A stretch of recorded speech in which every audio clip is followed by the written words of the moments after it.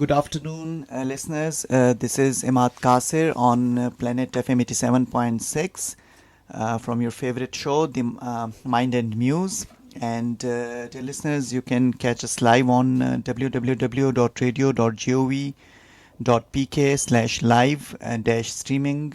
You can also listen to our show on the Radio Pakistan's official app, and you can download that app from the Play Store, and you can also follow our Facebook page with the name Planet FM 87.6.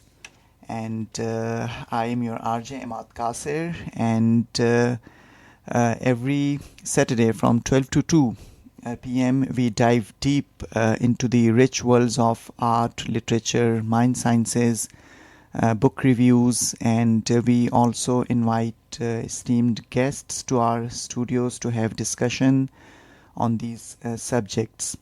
And if you have been listening to my show Mind and Muse for a while, you know this space well. We have spoken about the mind in many ways: emotional intelligence, positive thinking, self-awareness, habits, healing, and books that gently tell us how to become better versions of ourselves. And we have also explored tools, techniques, and ideas that promise clarity, calm, and control. And somewhere along the way, many of us started believing that emotions are things we must master, manage, or fix. And this is what most of the books tell about. However, there are different perspectives to everything, and our today's show is also different because I have selected a very different book. And this book does not tell us how to control our emotions. It, in fact, asks a far more interesting question: what if emotions don't work the way we think they will do at all? What if they are not automatic reactions, not hardwired responses, not even universal experiences? Today on Mind and Muse, we are stepping slightly away from motivation and slightly deeper into science, neuroscience in fact, and with a book that doesn't comfort you with answers but empowers you with understanding. The book is titled How Emotions Are Made: The Secret Life of the Brain, and the author is Lisa Feldman Barrett, and she's a wonderful author. She's a motivational speaker. She's not a motivational speaker in fact, or a life coach. She is basically a neuroscientist. She's a doctor, and she is a wonderful author. And as I am just sharing this fact that this book in particular, this book is one of the most interesting books on the subject, because we, as I mentioned earlier, that we have been told by many authors, by scientists, by motivational speakers to tackle our emotions, or to control or to manage our emotions in a particular manner. However, this book will tell you something very different about all those beliefs that we already have about the emotions, and we'll discuss them in detail after this wonderful track.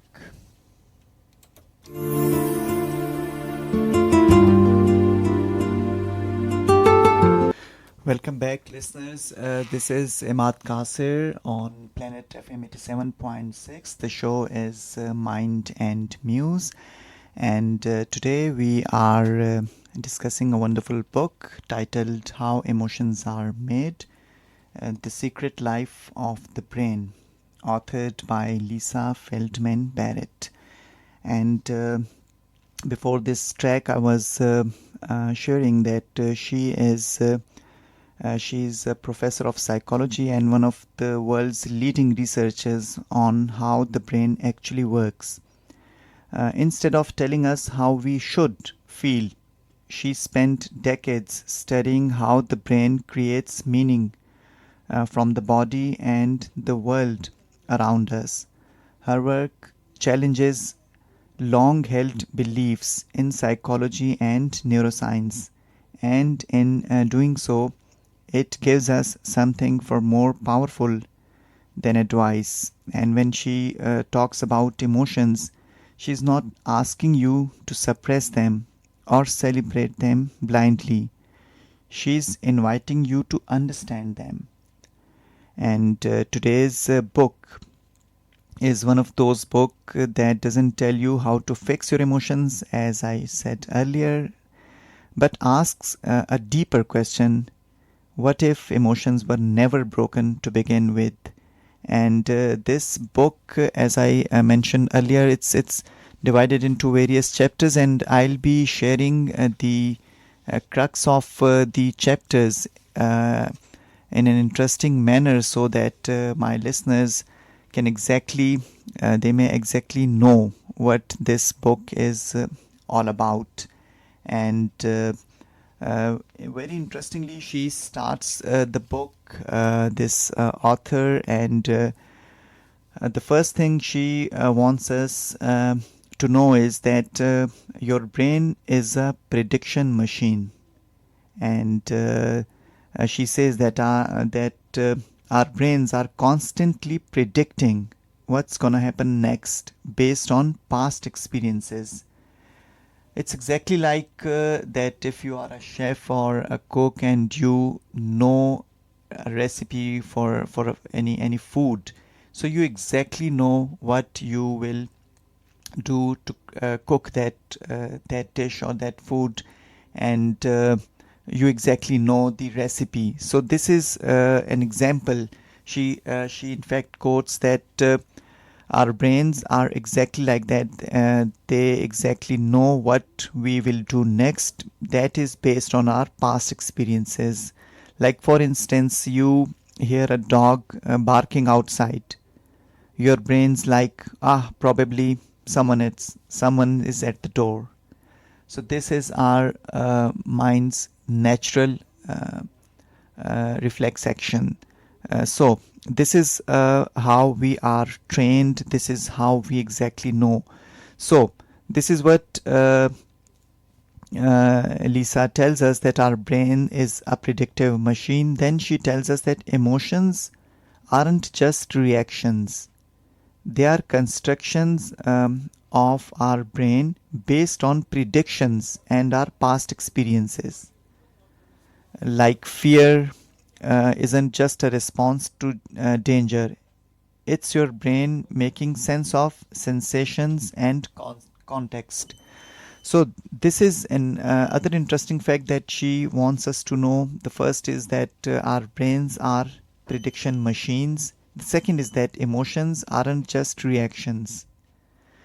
And then she tells us that our brain is a body budgeter.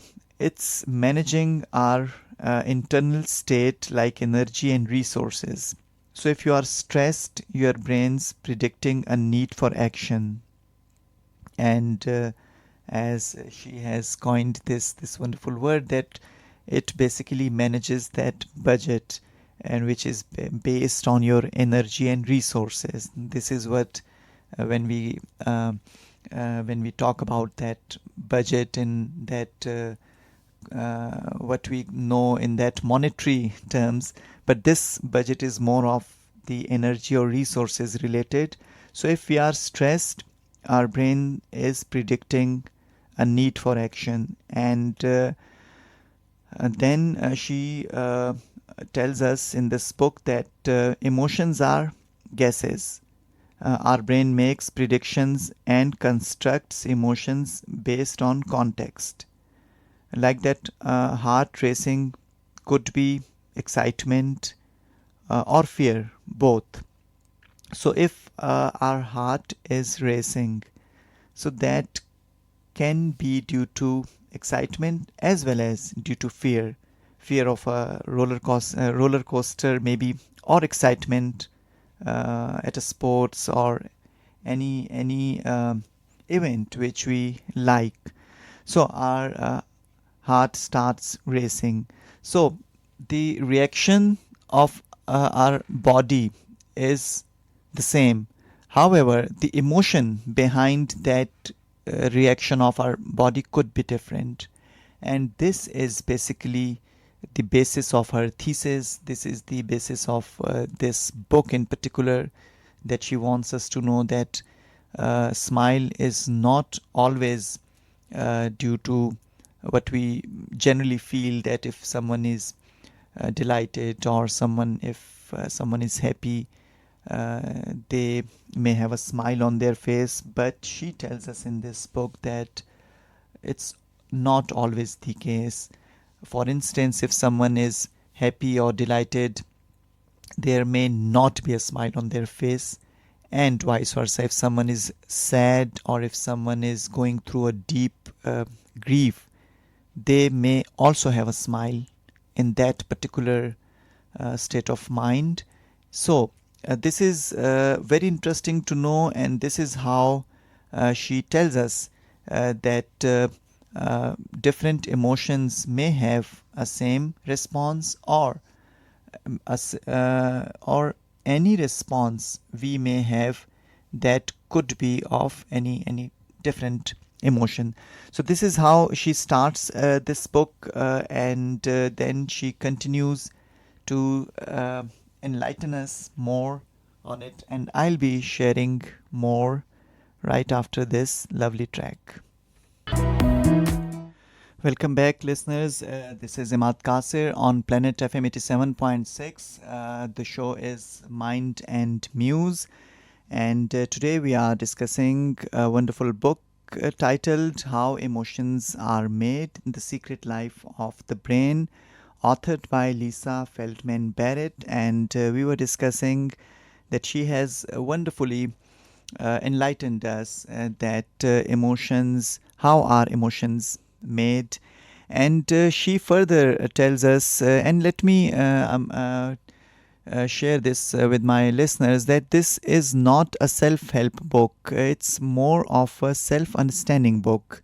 And maybe by the end of our show, you'll look at your emotions with a little more curiosity and a little less judgment. And we shouldn't be judgmental in any other area as well. So think about the last strong emotion you felt today, or maybe yesterday.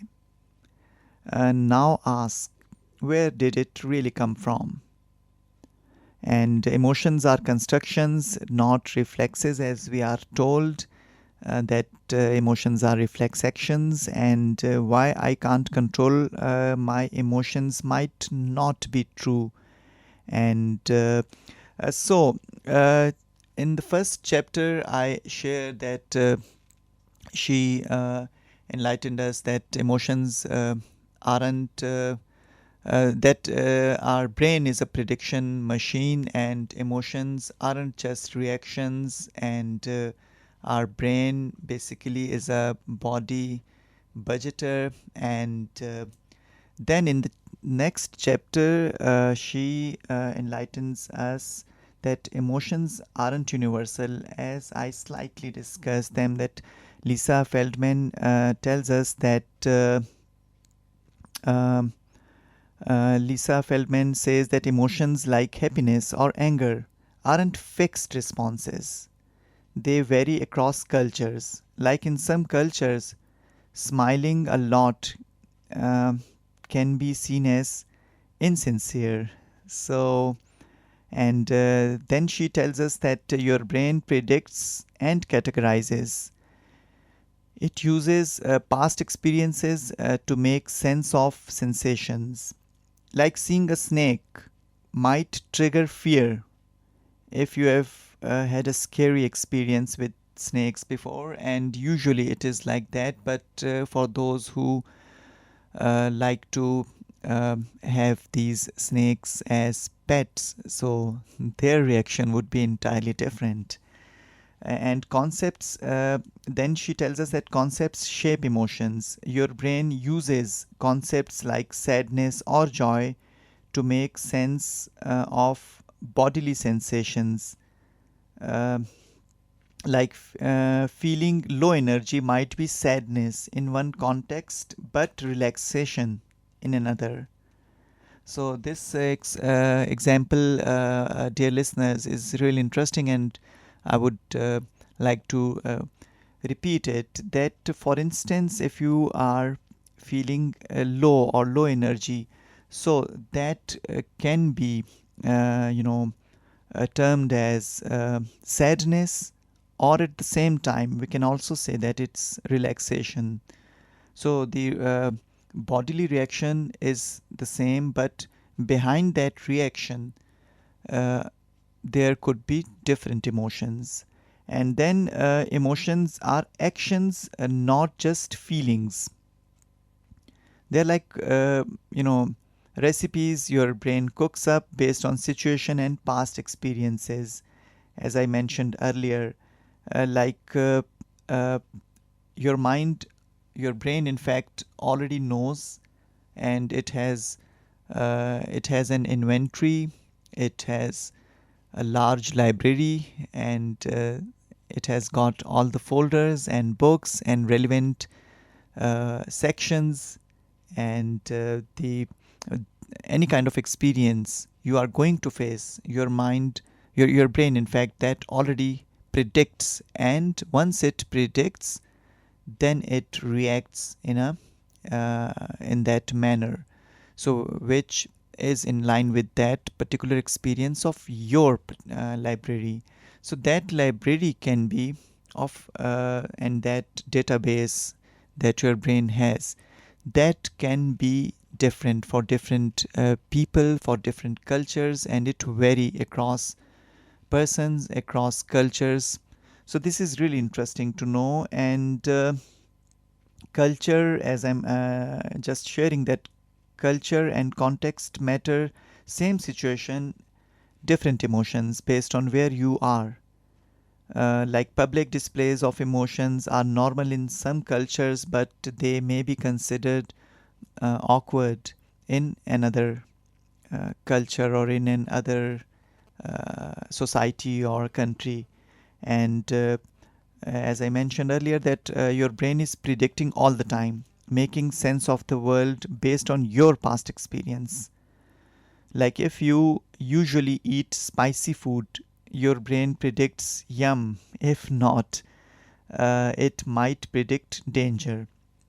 So again, it's and this is again an interesting example, because it's related to your food. So if you come from a Pakistani culture and Pakistani food lover, so your reaction to a spicy food would be different. But for instance, if you come from any other part of the world where these spices are not used that way, the way we do, so your reaction would be entirely different. So again, this book tells us that our emotions could be different on a particular uh, scene, or on a particular experience. And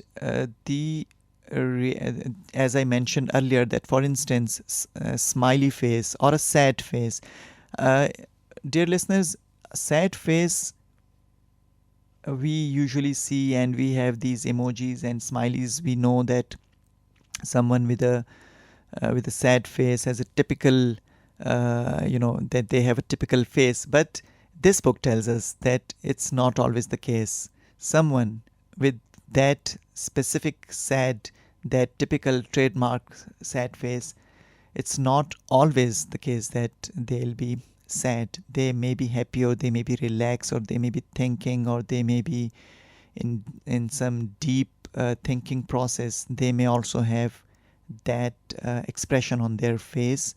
which we usually consider would always be a sad feeling behind that face, but that may not be the case all the time. So this is how this book tells us, and we'll be discussing more these emotions, that how are these emotions made in detail after this favorite track.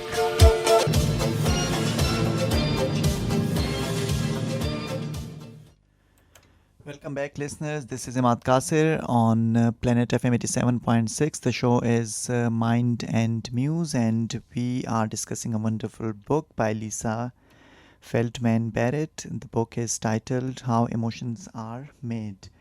And in the next chapter, How Emotions Are Made, she talks about the brain's architecture, and she explains that our brain's wiring is more like a city with many roads. It's not a fixed highway or not a straight road. It's a super it is super flexible as well as super complex, as they call it in neuroplasticity, and it shapes how we experience emotions. So she has quoted this example that our minds, our brains are in fact the wire. It's wired like a city with multiple roads and with super complex roads, not just a fixed highway. And she gives an example that learning a new skill, like for instance playing piano, changes your brain's wiring over time. And this is what we know, and we have discussed this in our previous shows also, that new neuro pathways are created when we start learning anything new. And these neuro pathways are, once we keep on practicing any new art or skill or anything new we start doing, those neuro pathways get stronger, and once they get stronger, then it becomes something that becomes on auto mode. So then we do not require that conscious effort for doing that. For instance, that cliche example of driving a car, that for instance if someone doesn't know how to drive a car and they are learning it, so in start they will have to keep an eye on the steering wheel, or that brake and accelerator and all that stuff. And once they will make a conscious effort to learn that driving skill, but once they learn that skill, then it becomes on auto mode. Then they keep on, like, then it becomes an auto habit. They can drive while talking, or while listening to a lecture or whatever. But in the start they have to focus on driving, and if they start doing anything else, they are not able to concentrate on the driving. And this is what Lisa Feldman Barrett tells us in this book, that if we start learning a new thing, that basically neuro pathways are created in our brains. So predictions rule. Our brains are constantly predicting sensations based on our past experience. We have discussed that, and these predictions shape our emotions. For instance, if you love dogs, seeing a dog might trigger predictions of cute or happy feeling. But if you fear dogs, same dog, different prediction, danger. So this is also an interesting example. Dog is the same and feelings are different, emotions are different. So we cannot say that emotions are universal. And this is such a wonderful example. So emotions are constructed. Emotions happen when your brain makes sense of bodily sensations using concepts like anger, joy. Example, feeling sweaty and heart racing could be nervous before an interview, or it can also be excited for a party, depending on the context. So again, emotions are constructed on the situation you are facing. And then she tells us that different combinations of neurons can create the same outcome, like different routes to the same destination. And the example she quotes is that you can express happiness in many ways: a smile, or a laugh, or a hug, or your brain still knows it's happiness. So, dear listeners, your emotion is the same. You are happy, right? And your brain can express this in many different ways. You can smile, you can laugh, you can hug, you can simply sit with a steady face, with no emotions on your face. So there can be so many different ways to express the same emotion, and this is what this book tells us, that we can have different reactions of the same emotion, and we can have same reaction for different emotions. So we'll be discussing more on this lovely concept after this wonderful track.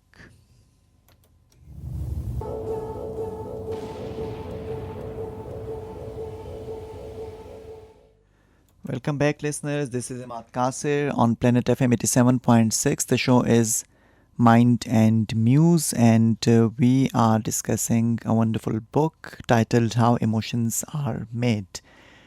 And as I mentioned earlier, that it's not a self-help book, it's more like a self-understanding book. And we grew up believing emotions are obvious. A smile always means happy, tears always means sad, a loud voice always means angry. However, it is not the case. Researchers traveled the world, showed people faces, stories, situations, and the results were surprising. The same face meant different emotions to different people, different countries, different cultures. And what one culture reads as anger, another reads as passion. What one person sees as confidence, another sees as arrogance. So emotions aren't universal reactions hiding inside us, waiting to burst out. They are interpretations, and these are in fact what we call educated guesses. And isn't that freeing in a way? It means when someone misunderstands how you feel, it's not always your failure to express. It's just two emotional dictionaries not matching. So, this is what, and we have discussed this concept in our earlier programs on different subjects. We were discussing these emotional intelligence. So, I can recall that we had discussed this particular concept in an entirely different manner. But in this book, this wonderful author, Dr. Lisa Feldman Barrett, she tells us that if you are not able, if someone has misunderstood you, it's not your failure. It's their way of understanding it, and there can be different meanings of the same emotion. And emotions don't have fixed expressions. Context shapes interpretations, and we learn how emotions should look. So this is really interesting, and this book tells us a lot more about this lovely concept of emotions. And dear listeners, we already know that it's all about emotions, the human interaction, the day-to-day our interaction with our with our families, with our office work, with our businesses. Everywhere we have to interact with other people, as we know that we are social animals, and we have to interact with others, and in our daily lives. And whenever we have to interact with others, we should keep this fact in our minds, that our emotions that how emotions are made. So if you have read this particular book, you will be able to understand how others react, how others feel, and how you have to react or feel or express certain emotions. But you need to keep this fact in your mind that your way of expressing things, your expression, your understanding, your interpretation of any particular emotion could be entirely different from others, and we will keep on discussing right after this news bulletin. Stay tuned.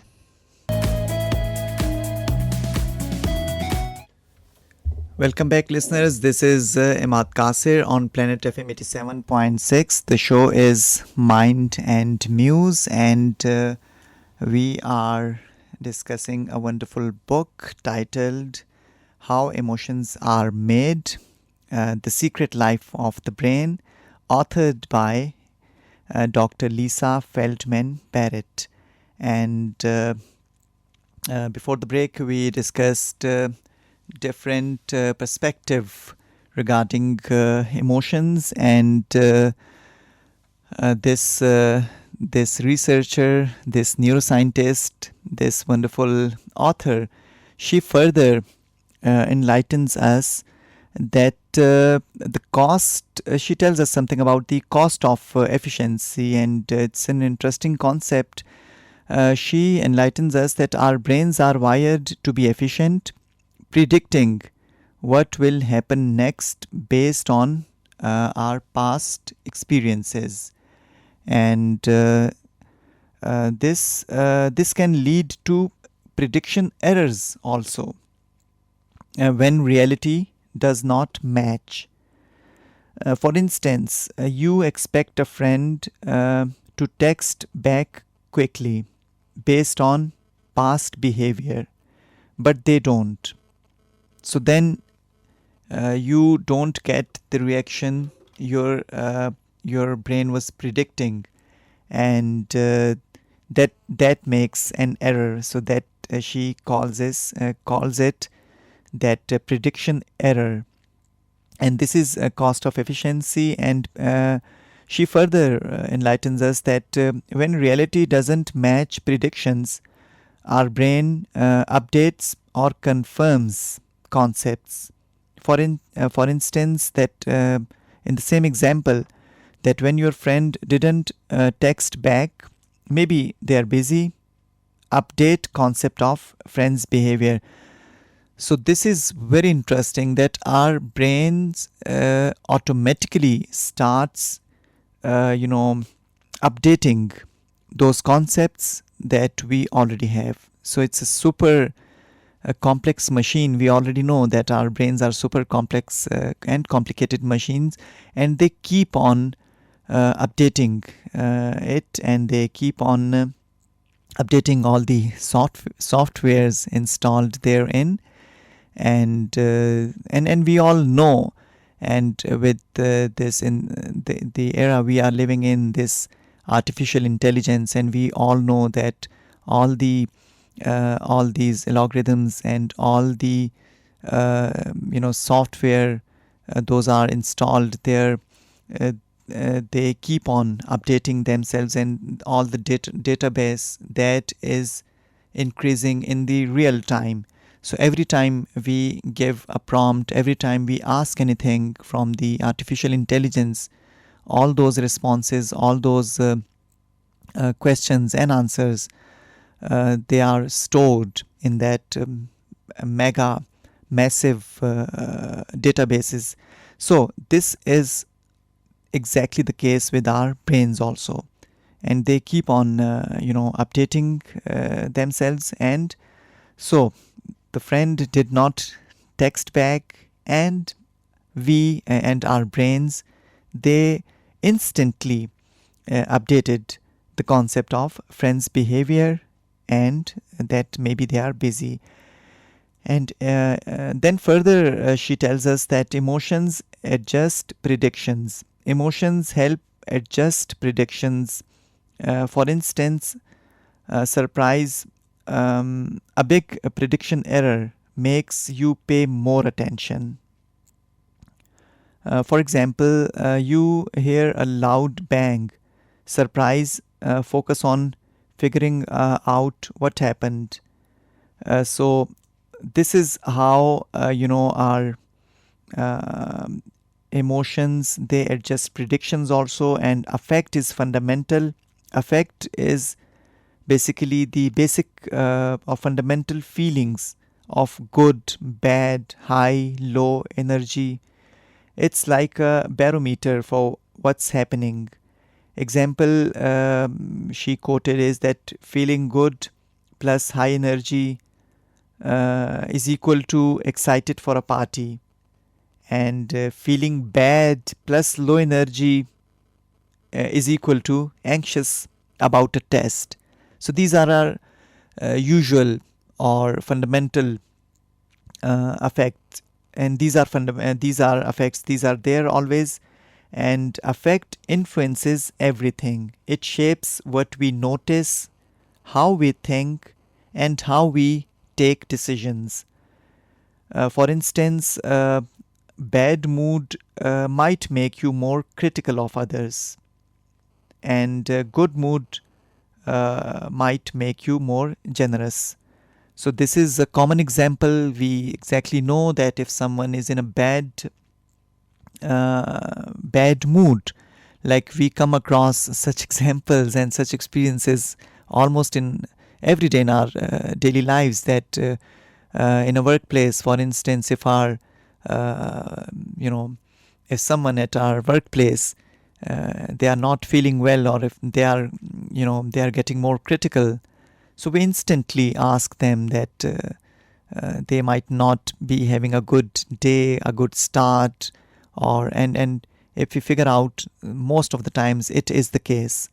So this is a common example, and this is a common observation also, that if we are in a bad mood, we become more critical, and if we are in a good mood, we are generous. So this is a common example, and this is absolutely true, that the um, that are that affect influences everything. And as we discussed, that our brains are budgeting. They manage energy, they manage resources based on predictions, and affect helps decide where to spend energy. Like in budget, this is what we exactly do, that we have a certain resources, and we have to very wisely make decisions to where to spend and how much to spend, and on what area to spend, what are our priorities. This is what is we see in the usual budgeting. But when we are talking about the brain budget, it is more concerned, it is in fact concerned with the energy and resources. And the mind is absolutely sharp. It exactly knows, our brains, they exactly know where to spend, how to spend. And so for instance, feeling tired, low energy, so your brain instantly says skip the party, skip the event, and conserve energy. So this is also very a common example. Like if we are feeling low, we politely refuse our friends, or we don't go to any event or party, or to market, or anywhere. Or if we have to decide between between the fact that we have to conserve our energy for future, for something important, or we have to consume it on something which our brains tell us that this thing is not that important. So that is how our brain is budgeting. So this concept is also very interestingly discussed in this book, and we'll keep on discussing more after this beautiful track. Welcome back, listeners. This is Imad Kasir on Planet FM 87.6. The show is your favorite, Mind and Muse. And we are discussing a wonderful book, How Emotions Are Made, The Secret Life of the Brain, authored by Lisa Feldman Barrett. And this was a lovely song by Schiller, I Feel You. And we were discussing that how does our mind, our brain feel. And it's all about feelings, but the best part of this book is that it tells you that our feelings could be different, our reactions could be different on the same situation, and same expression can be used to express different emotions. And so this is really interesting. And this might be one of the most practical ideas in the book. This, as I mentioned, this we discussed brain budget stuff, and every thought, every emotion costs your body energy. Sleep, hydration, food, movement, rest, they all decide how much emotional flexibility you have. And when your body budget is low, small things feel heavy. So this is interesting. And we have been told, or we see that silence feels like rejection, and noise feels unbearable, but that isn't the case always. Sometimes what we call an emotional breakdown is really just exhaustion asking to be noticed. And emotions depend on physical state, and burnout distorts emotional predictions, and rest is emotional intelligence. This is very interesting. We have discussed a lot about this concept of emotional intelligence in our previous shows also. But dear listeners, this lovely concept, this is wonderful to share, that rest is also emotional intelligence.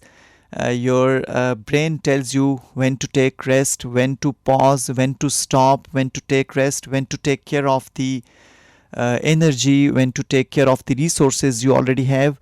So rest is also emotional intelligence. And next time when you need some rest or some break and your brain tells you to stop, you must know that your brain is emotionally intelligent and it wants you to take a break. And my dear listeners, let me tell you, your brain doesn't lie. Your brain exactly knows how to go about how to go about things. So if your brain is asking you to take rest, you should listen to your brain, because that is because the brain always takes care of you more than you think.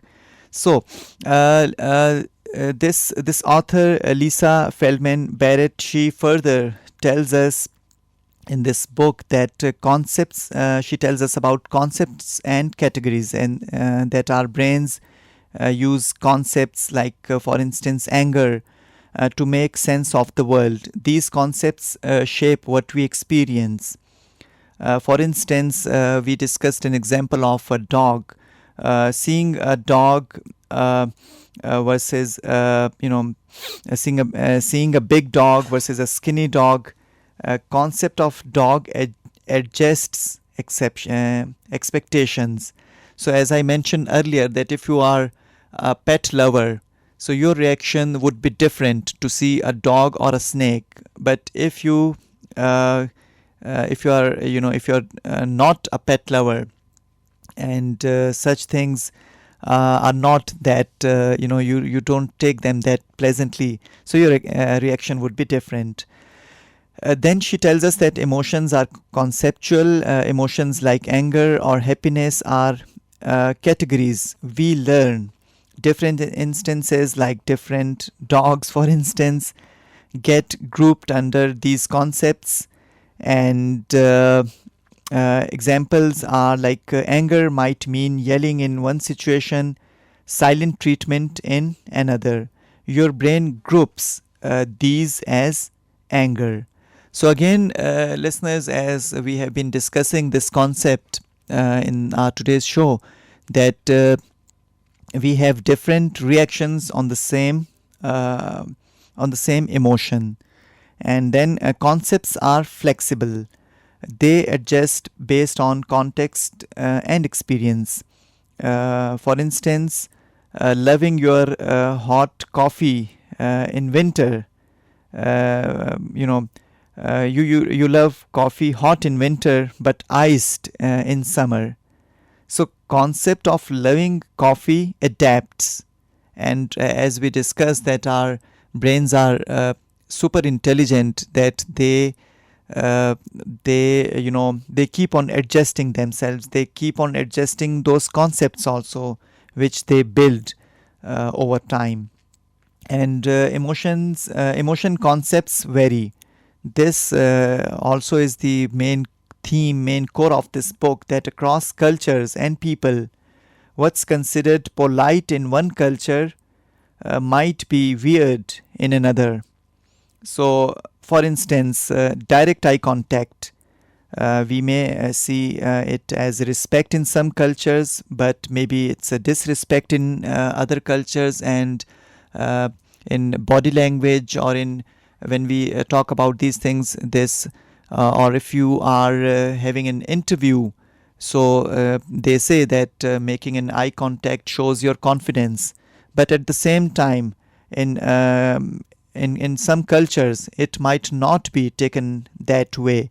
So again, we have to be very alert. We have to be aware of our emotions, our actions, our expressions, according to the according to the cultures, according to the societies, according to the place, according to the person we are dealing with. For instance, if we are dealing with any we are if we are in a meeting, that's a formal meeting, it's a, for instance, it's a business meeting, so our expressions would be entirely different. We need to have a more formal tone. And if we are sitting in a group of our friends, so we will behave differently. So this also tells us that we have different kind of expressions, we have different emotions, and every time we do not express the same emotion, and we do not mean the same meaning every time we have that similar expression. And learning concepts shapes emotions. So this is also interesting to know and to learn new concepts, because they change how we experience emotions. And language helps shape concepts also. Words help wire concepts in our brains. We have got different words for in different languages also. For instance, we come across different words in English, or if we talk about Urdu, we have got so many different words, and we should know those words while while interacting with others.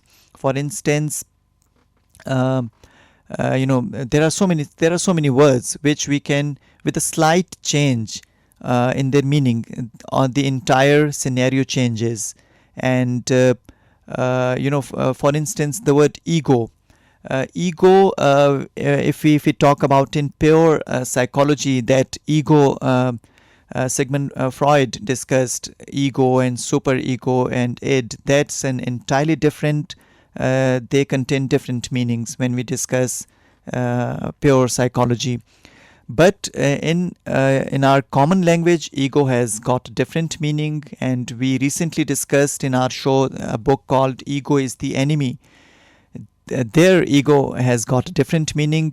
In Urdu, we have we call it, like, for instance, there are two different words. One we call ana, and the other we call khudi. Khudi is an entirely different concept altogether. When we had that our special program recently on Dr. Allama Muhammad Iqbal, and this khudi is tagged with his poetry, and we discussed that different layers of khudi in that show. However, ana is something, ego has got a different meaning, but somehow these concepts are interrelated. These concepts are at times, people get confused in these concepts. So this book tells us, this wonderful book titled How Emotions Are Made by Lisa Feldman Barrett. This book tells us that we must be aware of the meanings of different words across the different cultures and languages, and we can have at times different meanings for the same concept in different words, and these words or these concepts may vary from culture to culture. So this is interesting concept again, and as we dive deep into this lovely book, we know more about such concepts, and we'll keep discussing. We'll keep discussing this right after this wonderful track. Welcome back, listeners. This is Imad Kasir on Planet FM 87.6. The show is Mind and Muse, and we are discussing how emotions are made. This is a wonderful book by Lisa Feldman Barrett. And she talks about something very simple yet very powerful. It's really wonderful. When you say, I feel bad, your brain has very little to work with. But when you say, I feel disappointed, or I feel lonely, or so suddenly your brain knows what to do next. So language doesn't just describe emotions, it helps build them. And maybe this is why journaling helps, why naming feelings out loud feels lighter than carrying them silently. And listeners, we have discussed this concept of journaling also in our previous shows, that journaling really helps us perform better, and it's really good in knowing our emotions. Those who have this habit of journaling, they have this feeling that they can express things well, and they are better able to understand their emotions and the emotions of others. So this is really interesting concept, and naming emotions creates emotional, they say that naming emotions creates distance, and vocabulary expands emotional choice. And emotions don't grow in isolation.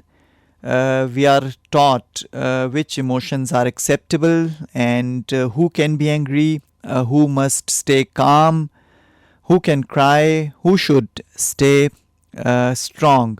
So over time, we don't just feel emotions, we simply judge them. And imagine how different life would feel if emotions weren't ranked good or bad, but simply informative. And this is what this book tells us about. And this book also enlightens us that culture teaches emotional norms. Suppression is learned. It's not natural.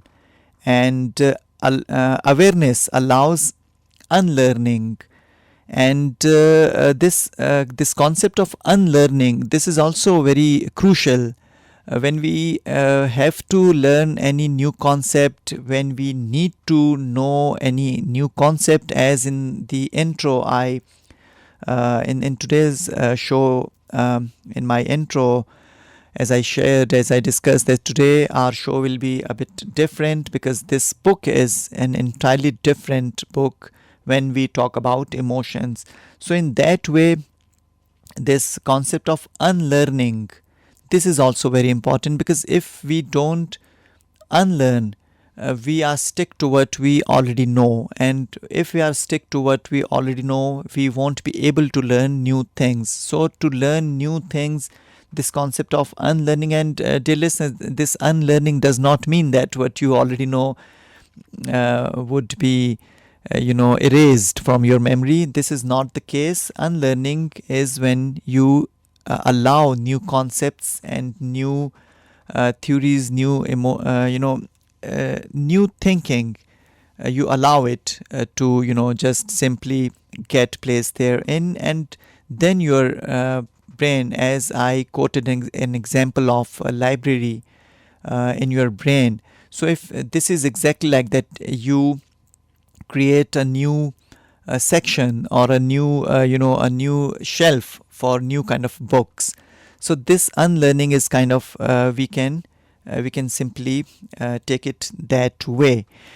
And the quiet power of this book lies that if emotions are constructed, they are not prisons. You can't always choose what you feel, but you can influence it through rest, language, perspective, and kindness toward yourself. And as I mentioned earlier, that this book doesn't this is not a self-help book, this is a self-understanding book. And so this book does not promise happiness, but it does promise understanding. And understanding sometimes is enough to soften even the heaviest feelings. So if you know what is in fact happening inside your brain, what your brain is going through, you are more aware of it. It's way too better, and to process those emotions. And we, as we discussed, that emotions are flexible, emotions are not fixed, and self-compassion supports regulation. And you are not broken, your brain is adaptive. And this is what we have discussed in detail, that our brains are adaptive, more adaptive than what we think. And this is simply a wonderful concept. And then in this book, this author, Lisa Feldman Barrett, she also emphasizes on the architecture of experience. She says that our experiences are built from predictions and concepts. And like for instance, seeing a smile triggers predictions about what's happening. And like friends smiles predict they are happy, they are approaching, and we also feel happy. And the case may be different also. Like for instance, if our friends, they are smiling at us, we have a different interpretation of this expression. But if a stranger smiles, we may have an entirely different interpretation.